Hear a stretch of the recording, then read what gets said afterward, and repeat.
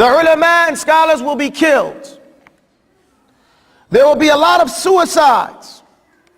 And people will prefer death to gold. One of the things that we notice in the richest societies, you have the higher amounts of suicide. Needless to say, Seattle is one of the highest places where people commit suicide. It's amazing. The latter people of this ummah will curse the former. The trustworthy will be treated as cheats, and the treacherous shall be called trustworthy. This is what we see. Strangers will meet, goodness and piety will be considered bad, and evil will be regarded as good. You know, the ma'ruf will be seen as munkar, and the munkar will be ma'ruf. This, maybe you don't understand this. If you look at the theme of any movie, right? Who watches movies here? Oh, come on, guys, don't lie.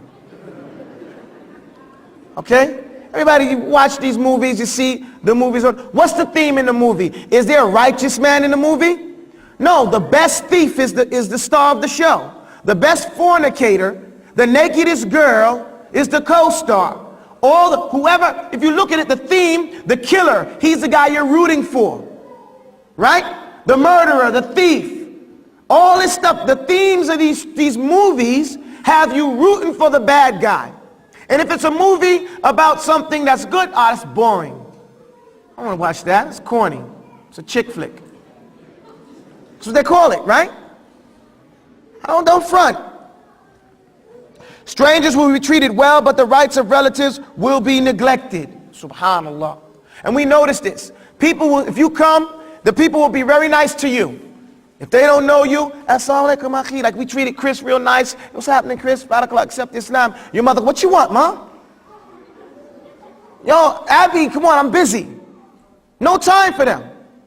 We don't want to talk to them. We don't want to show respect for them. Psst, they always talking, don't worry about it, let's go. So we treat the stranger with all this preference and deference, but we treat our parents, our relatives, our aunts and uncles, we don't want to talk to them. And the older ones are the same way. When we get on the phone to talk to them overseas, we don't want to talk to them. They always want some money. They always want some money. They're over there, they'll get over it. Hang up. They think there's a problem with the phone. They know there ain't no problem with the phone.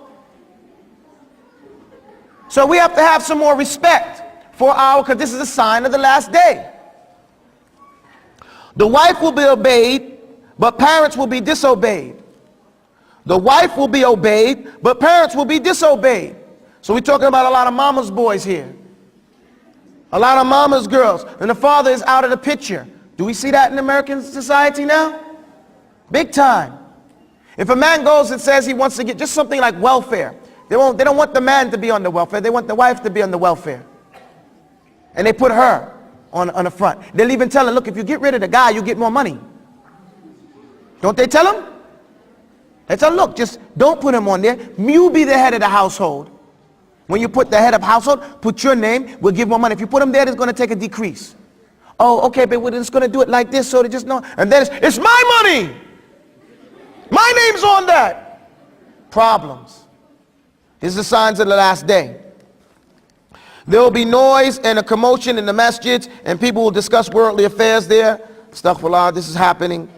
Only those who are known will be treated with the salams. This happens in the land of the Muslims. If you come from over here in the United States, we give salams when we see, most of the time, at least in New York. If you see anybody, you say Assalamu alaikum, Assalamu alaikum, Assalamu alaikum, because you don't see the Muslims so much. I don't know if they do it like that here in Seattle. But if you go overseas in the land of the Muslims, even if you're in Mecca, you walk past somebody, say Assalamu alaikum, they say, yes? You need something? Like salam? Like, no, I'm just saying salams. What's wrong with that guy, you know? I mean, he's saying salams. They're not used to it. They're not used to it that way. So, you know, this is bad habit. We should give salams. Afshu salama bainakum. We should push the salams to each other. Divorce will be very common. Divorce will be very common. Do we see this? What? People, one of the main reasons I deal with divorce a lot, almost every other day, one of the main reasons for divorce is selfish. People are selfish. The parents are selfish. And they don't care about anything but themselves. They don't care about the family, they don't care about the children, just me. And that's one of the main reasons for divorce. You young people, divorce is supposed to be a real, serious, sacred, institution. It's half your religion for you men. Half your deen. You have to take it serious. You can't marry a girl and just don't like something about her and get rid of her. It doesn't go like that. You have to put time in. Don't take this thing lightly. The pious will keep themselves away, while the lowly and base people will abound in the limelight. We see this on the internet a lot. You'll see a lot of the knowledgeable people, they're not on the internet with these different things, and then you find that the chat rooms and these different websites where people are talking back and forth, giving all types of, it's loaded with all these different things. And if you go there, sometimes people send me a link, I go there and you see these people don't even know what they're talking about. But they're having this thing. They have not studied anything, but they're putting their comments and everything like this. This is dangerous. This is the worst trick you can do, because the shaitan, he has levels of tricks. His main trick is to get you to say, وَأَن تَقُولُوا عَلَى اللَّهِ what? مَا لَا تَعْلَمُونَ. That you say about Allah what you don't know. This is the main trick of shaitan. That you say about Allah what you do not know. This is the ultimate of shirk. Some people say, well, shirk is the worst thing. No. The worst thing in practice is that you say about Allah what you don't know. Because that's what shirk is. When you say Allah has a partner, you're saying about Allah what you don't know.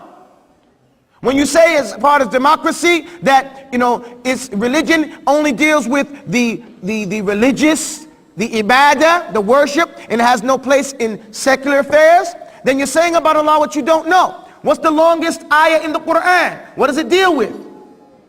What? Debt. Dain. Is a debt, according to the Western standards, is it a religious thing or is it a secular thing? It's supposedly secular, but it's the longest ayah in the Quran. So they're saying about Allah, saying that religion should stay only with the worship. They're saying about Allah what they don't know. And this is the concept, if you're not following me, the concept of separation between church and state. There is no separation between church and state in Islam. It's all dealing with Islam. The whole thing. But the concept of modernity is that religion has its place over there. Don't bring it over here in our daily affairs. No. There are no daily affairs that don't have anything to do or everything to do with your Islam. So to say about Allah what you don't know is the major